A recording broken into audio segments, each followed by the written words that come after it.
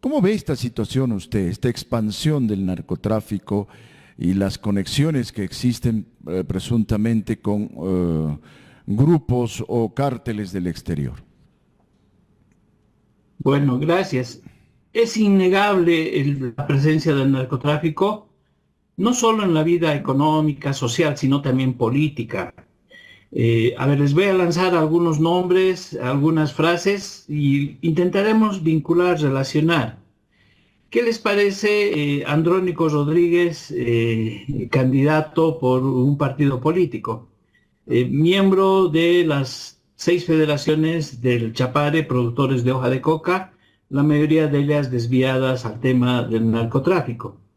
¿Qué les parece el nombre de Eduardo del Castillo, ex ministro de gobierno, al cual un narcotraficante los indica de llamarse Sonia y de haber dado protección al narcotráfico, segundo candidato?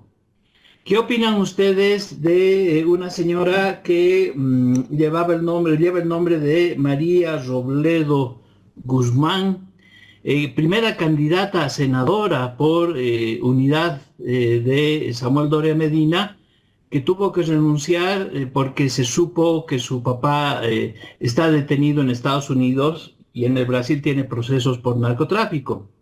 Y finalmente, ¿qué opinan ustedes del último evento que tuvo la CAO, un foro agropecuario presidencial, donde uno de los compromisos que suscribieron, excepto Samuel Doria Medina, de solicitar que se elimine de la lista de estupefacientes, de la lista, perdón, de precursores líquidos a los carburantes como la gasolina y el diésel? ¿Qué opinamos de todo eso?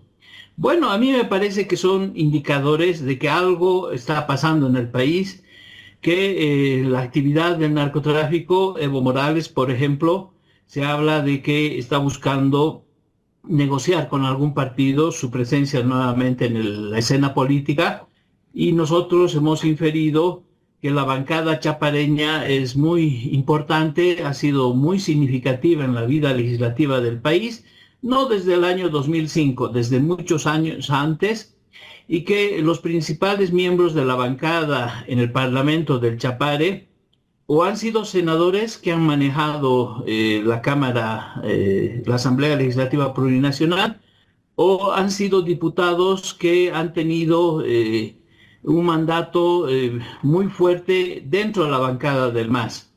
También quiero recordarles que dentro de la circunscripción 24 de Cochabamba, que es la del Chapare, en su interior está insertada una pequeña circunscripción, la especial indígena, dentro de la 24, dedicada a los yuquis y yuracares, que el rato de la votación basta con que algunas comunidades del Chapare voten como si fueran pueblos indígenas.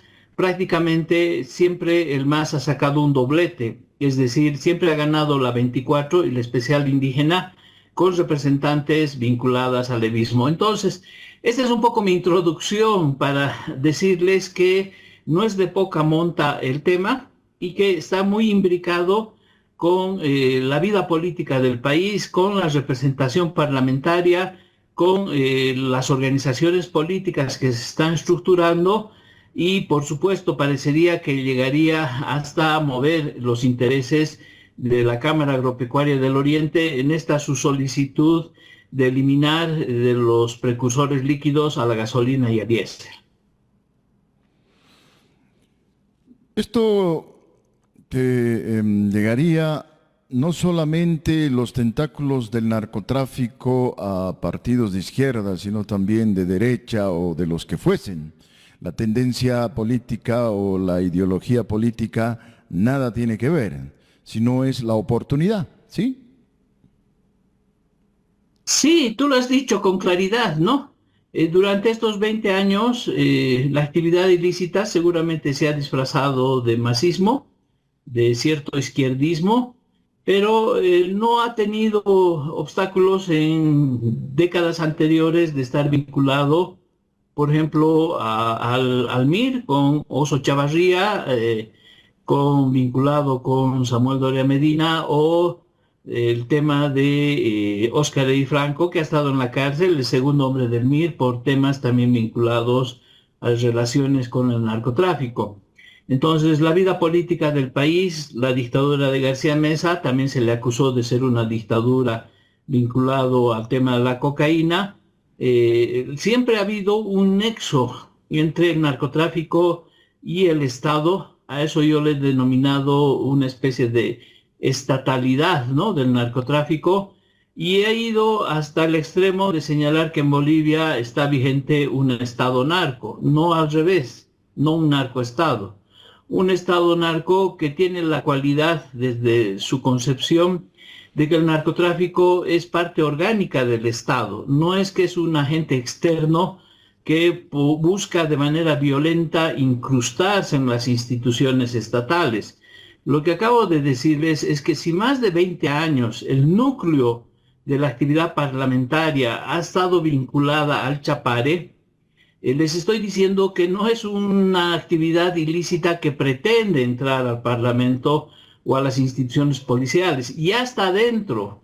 Más bien, desde adentro es desde donde opera. Por eso es que desde el Parlamento, por ejemplo, se han aprobado la ley 906 para modificar parcialmente una parte de la ley 1008 referida al régimen de la coca. Se ha elaborado la 913, que tiene que ver con la administración de los bienes incautados, también modificando parcialmente la ley 1008. Y finalmente la ley 1005, que era el código del nuevo sistema penal boliviano, donde se reducían las penas por narcotráfico y se introducía la figura del microtráfico con una suavización de las condenas penales para actividades de narcotráfico.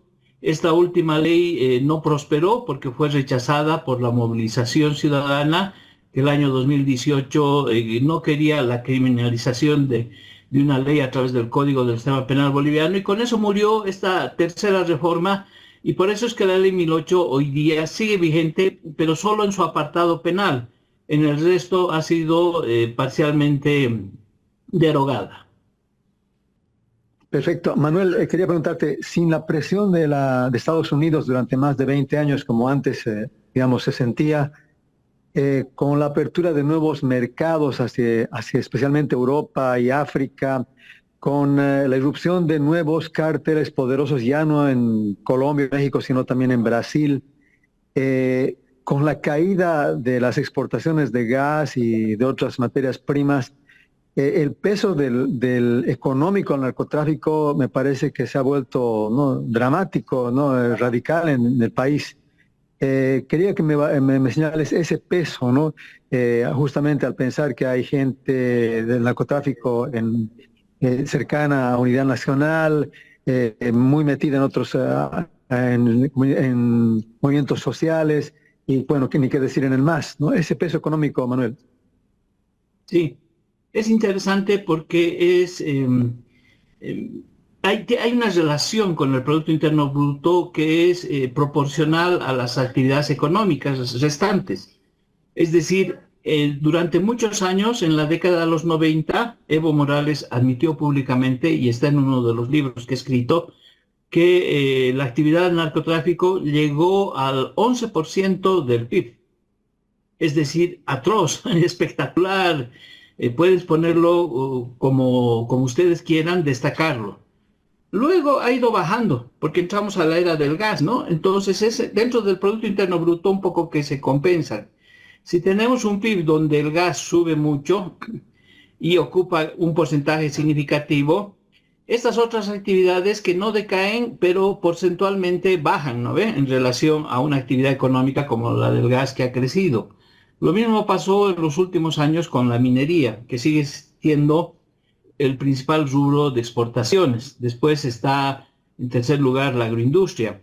Entonces, el día de hoy se han hecho algunos cálculos. La participación de la actividad cocaína, porque ambas van juntas. La coca es legal en Bolivia, la cocaína no, pero ambas son fuertes, son importantes. La hoja de coca nomás mueve $400 millones cada año. Entonces, las dos actividades hemos calculado nosotros que podría en alguna época, especialmente el año 2015, 2016, 2017, estar bordeando el 3% del PIB. Hoy día, que tenemos datos, que el PIB se ha contraído, que el crecimiento de Bolivia puede que este año sea muy poquito, que estemos hablando de un 1.5% de crecimiento del PIB, teniendo más o menos estabilizada la producción de minerales, el gas que ha caído y la soya que no logra recuperarse. Yo te apuesto que la actividad del narcotráfico este año no va a bordear el 2 o el 3% del PIB, sino que vamos a estar con una actividad que en términos de porcentaje va a estar significando un 4 o 5% del Producto Interno Bruto. Esto significa que la actividad del narcotráfico sería en este momento uno de los colchones más importantes dentro de la economía, porque además la cocaína que se vende en Bolivia, porque vienen narcotraficantes de otros países a adquirirla para llevarla fuera del país, esos narcotraficantes vienen con dólares, ¿no? Ya sea que traen avionetas o se manejan activos ilícitos blanqueados en el sistema financiero o como quieran. Nadie viene a comprar cocaína con guaraníes, nadie viene a comprar cocaína con otro tipo de moneda, vienen con dólares. Entonces, la actividad del narcotráfico probablemente, a diferencia de la soya y del oro, que son privadas, ¿no? En este caso es la única que está trayendo dólares de manera concreta y esos dólares se insertan casi de manera automática en la economía informal y posteriormente legal del país. Entonces, mi respuesta es la siguiente. A la actual condición, el narcotráfico estaría bordeando el 4 o 5% del PIB y su aporte es directo en cuanto al ingreso de divisas norteamericanas a la economía de Bolivia, cosa que no sucede con otros rubros. Manuel, el viceministro de Defensa o de Defensa Social y Sustancias Controladas daba a conocer en los últimos días que ha habido un incremento sustancial en el costo, en el precio de la hoja de coca, llegando a cotizarse 4.000 bolivianos el taque de 50 libras, más o menos estamos hablando de unas 80 bolivianos la libra, lo que antes costaba 18 bolivianos, estamos hablando de más del 300% de incremento. Esta alza en el precio de la hoja de coca se debe a que hay un mayor consumo interno para la Culico o es que hay un mayor producción de cocaína en el país. El precio de la hoja de coca ha estado bajo hace unos 3 o 4 años atrás. No mucho, pero un poco bajo.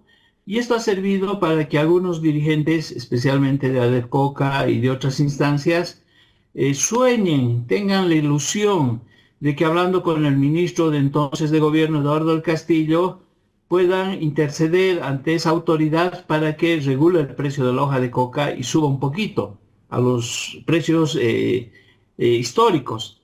Sin embargo, ha pasado el tiempo y sin esta intervención que no es real, que no existe en los hechos en el mercado, ningún ministro de gobierno puede determinar el precio se ha disparado en estos momentos. Entonces, podría yo afirmar que la hoja de coca está muy indexada al dólar, a la economía del dólar. Por lo tanto, en este momento hay un incremento muy significativo del precio de la hoja de coca que está amarrado al dólar y por lo tanto esto se va a mantener todavía un buen tiempo. Y esto es un alivio para los productores porque ven que es un negocio rentable y se han incrementado también los cultivos excedentarios y legales en áreas protegidas, en parques nacionales, en territorios indígenas. Y en las mismas zonas cocaleras se ha seguido ampliando la frontera cocalera, no deja de ampliarse, cada vez se produce más y ahí viene una interpretación económica que hay que hacer. Si hay cada vez más oferta, ¿por qué no baja el precio? Y ahí está la respuesta a tu pregunta. Porque la materia prima sigue siendo demandada para la actividad ilícita, porque la demanda de coca es inelástica. Igual que la cocaína. ¿Esto qué significa? Que por más que el precio suba, hay una demanda que hay que satisfacer. Y la demanda de cocaína en el mundo no ha bajado, más bien se mantiene porque hay países consumidores como el Brasil y luego la Argentina, y a través de ellos se hace una exportación hacia Europa, África, Oriente Medio, nuevos mercados, mientras que Estados Unidos es satisfecha por la cocaína de Colombia y del Perú. Entonces Bolivia también se ha especializado en vender a otros sectores y por eso es que el precio es alto de la hoja de coca en estos momentos. Me voy a Santa Cruz contigo, Rafael. Adelante, por favor. Sí, Manuel, un tema que es bien intrigante, no sé cómo lo evalúas tú, cómo lo interpretas tú. Hay diferentes versiones, algunas mucho más, digamos, candentes, otras más ligeras. Es el tema de las líneas, ¿no? La presencia del PCC, decían que una parte, no sé, de los implicados en el gobierno satisfacían una línea, la intermediación con los peruanos.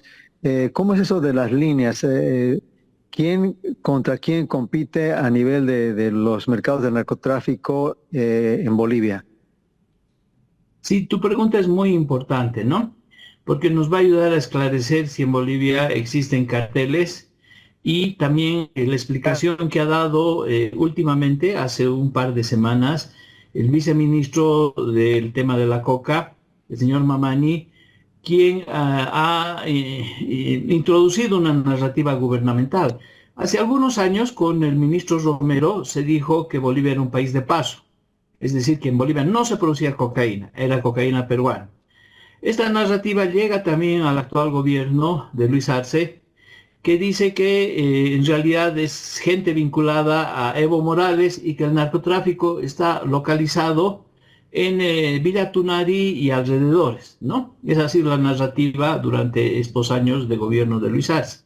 Bueno, el viceministro al que hacía alusión hace unos momentos sale con un discurso bien interesante para explicar lo de la marihuana en el norte de Potosí.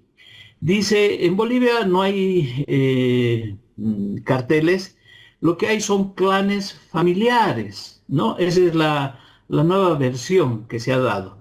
Entonces, hay clanes familiares que se dedican a esta actividad ilícita, los tenemos identificados, dice el gobierno, pero es una actividad que ahí muere, digamos, ¿no? Son pequeñas personas con sus familiares que se dedican a transformar la hoja de coca en cocaína y los tenemos ubicados y de ahí no va a pasar más a mayores. Bueno, una aclaración le vamos a hacer, ¿no? A la autoridad y para los oyentes del programa es que evidentemente hay clanes familiares, pero acá hay sindicatos involucrados y eso ya le da una nueva connotación.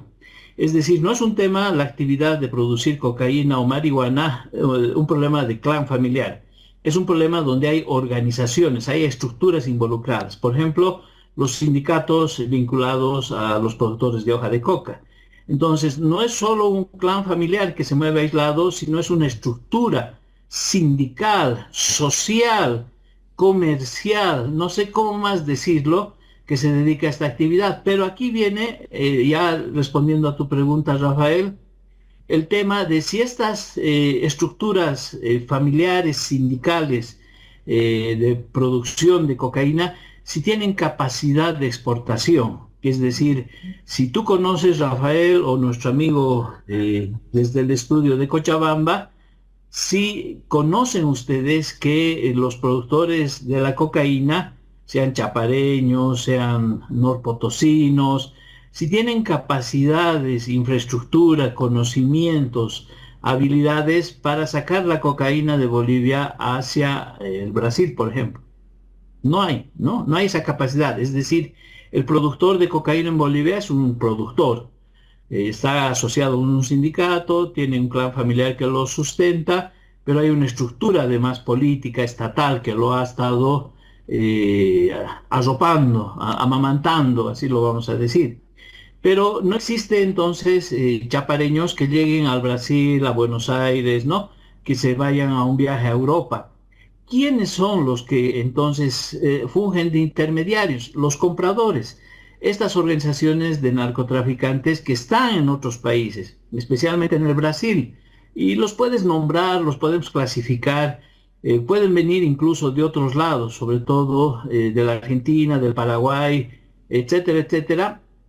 Pero estas personas que vienen de afuera, que ostentan recursos económicos, viajan tipo Merced, ¿no? Ya han estado vinculados a la exportación de cocaína o de otras actividades del narcotráfico, tienen conexiones internacionales, saben lo que es una policía internacional de otro país, sabe cómo se mueve el transporte, de tal manera que la cocaína en el mundo, el 90% se mueve en contenedores, no se mueve en aguayos, por si acaso. Entonces, la presencia de estos carteles de otros países no se debe a que ellos son productores, están establecidos territorialmente en Bolivia, sino que son compradores ocasionales, ¿no? Vienen, compran, acopian y lo sacan en avionetas o ven otros mecanismos, como por ejemplo meterlo en embarques de madera, de soya, de minerales, etcétera, etcétera. Porque el objetivo es moverlo en cantidades grandes, por contenedores, no en bultos pequeños. En ese contexto, a mí me parece muy marginal quedarme a analizar si es el PCC, si es otra estructura la que está viniendo, no, porque no logran tener ellos una influencia en la vida política del país, ni tampoco en la estructura social del país. No son brasileros que se han establecido y que gozan de base social, que sus estructuras económicas están trabajando lucrativamente, haciendo inversiones. No, ellos vienen, sacan documentos falsos, bajo perfil, baja identidad, compran, adquieren la mercadería, la sacan, y ese es el estilo del negocio del narcotráfico que vive en Bolivia en estos días.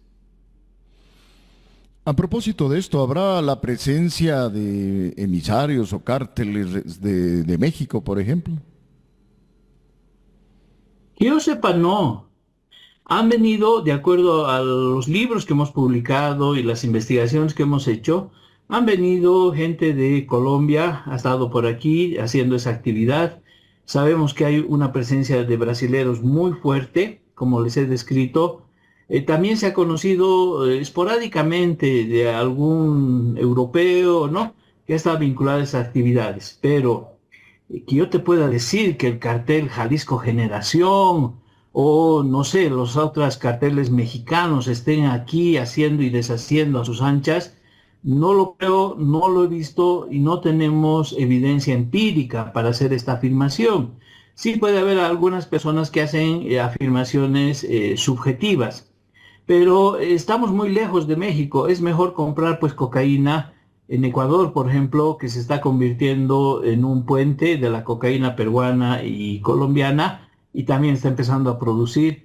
Es mejor quedarse nomás por Colombia o cerca de Colombia, en algún otro país, por donde se saca esta mercadería y les queda muy cerca. En términos culturales, en fin, los mexicanos no sé qué harán acá, y mucho menos en áreas rurales, o sea, lo veo más difícil. En cambio, el brasilero sí se acomoda demasiado bien al ámbito urbano cruceño, donde además hay muchos residentes brasileros. Entonces, para ellos mimetizarse en las poblaciones venianas o en las poblaciones rurales de Santa Cruz les es más fácil que ver a mexicanos caminando por nuestro país. Rafael, su última consulta, por favor. Manuel, este tema, bueno, si bien tiene las características, digamos, muy propias de que has descrito, mal que mal siempre envilece, ¿no? El escenario, ¿no? Hablo de ajustes de cuentas, de tráfico de armas, tráfico de personas. Por ejemplo, he visto más o menos de cerca cómo narcotráfico, explotación de oro, tráfico y trata y tráfico de personas es muy frecuente en el norte de La Paz. Entonces, ese escenario de inseguridad, de envilecimiento, de otros delitos y mafias asociadas, ¿cómo lo ves tú? Y el entorno también está empezando como a querer reaccionar a eso, ¿no? Bueno, Milei, los candidatos chilenos están haciendo, bueno, buena bandera de enfrentar el narcotráfico que amenaza sus fronteras. Dicen, ¿cómo ves ese escenario de la seguridad y de las mafias agravadas por este tipo de negocios? Sí, la actividad del narcotráfico, al tener dinero tan sencillo, tan fácil de obtener y al tener un poder muy grande y al mover algunas armas, por supuesto que va a tener como efecto el incremento de la trata y tráfico, especialmente de mujeres, y también va a tener otro tipo de efectos como es el lavado, las grandes inversiones, depósitos, compras de terrenos, en fin. Acuérdense que hace unos meses atrás hablábamos de que el Banco Fácil, por ejemplo, era una lavadora, una lavandería de dinero también del narcotráfico. Pero el Estado boliviano, como es un Estado narco, por supuesto que no va a ir a regular y cerrar esos espacios financieros, etcétera, donde el narcotráfico se mueve muy bien. Se habla de que grandes inversiones del narcotráfico estarían en en este crecimiento urbano, ¿no? Del Urubó. También se ha hablado de que el narcotráfico estaría financiando, por ejemplo, la quema de los grandes incendios, ¿no? En la parte oriental del país, porque para quemar y luego deforestar necesitas una gran inversión, no solo en diésel, sino en maquinaria. Resulta que algunos de estos que han quemado han tenido luego maquinaria para desmontar. Entonces se supone que hay inversiones de este tipo de capitales sucios. Luego es más fácil esa tierra venderla o alquilarla. Y por lo tanto ha habido un banqueo, ¿no? Y finalmente sobre la ley 1386, que fue abrogada también con una movilización ciudadana el año 2021, porque era una ley que castigaba el blanqueo de dineros provenientes de actividades ilícitas, pero no así del narcotráfico. Y era además una ley que quería hacer inteligencia financiera a los profesionales, a los gremiales, y por eso fue rechazada posteriormente a una movilización en la que estuvimos también presentes. Entonces todavía el gobierno no tiene mecanismos de control del lavado de dineros y ahí están los resultados que estamos viendo, ejemplo, el Banco Fácil y estas inversiones inmobiliarias y en las quemas. Por lo tanto, sí hay una actividad perniciosa y de aquí pensando al futuro, no creo que ningún gobierno seriamente que vaya a llegar a la presidencia este 8 de noviembre se tome la tarea de declarar al narcotráfico y de hacerlo de verdad como enemigo y extirparlo de la economía. Es tanto lo que mueve el narcotráfico que se van a tomar medidas distractivas, yo creo. Se van a hacer anuncios grandilocuentes, que vuelva la DEA, que sabemos que no va a tener ningún efecto real, y se va a hablar de perseguir a Evo Morales, etcétera, pero va a ser otro escenario. Pero medidas activas, efectivas contra el narcotráfico, no lo voy a ver en el siguiente gobierno, eso sí se los puedo garantizar. Quiero agradecer a Manuel Morales por la gentileza de participar en el programa. Muchísimas gracias, Manuel. A ustedes, encantado de estar con ustedes, que tengan un muy buen día, gracias.